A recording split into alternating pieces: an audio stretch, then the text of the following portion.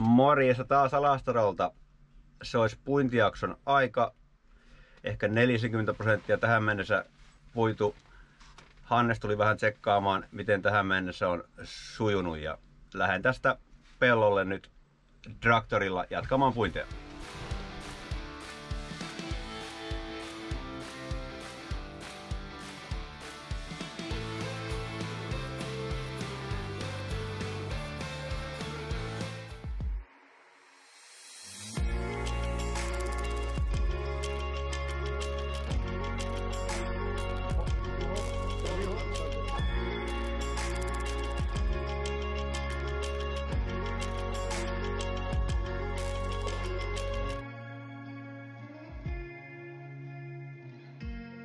Joo, Martti, sä pääsit tänne pellolle ja mä oon päässyt kerrankin Pro-Maran seuraa tänne.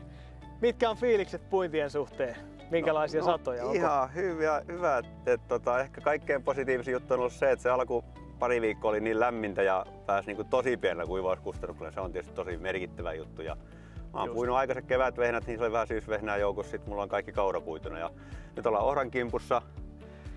200 ohra mulla on nyt pääkasvi tänä vuonna ja sitten on vielä rapsi viimeisenä odottamassa, että ihan sillä jouhevasti edennyt.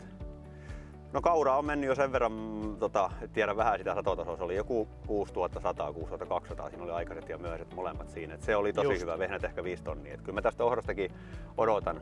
Sanoisin, että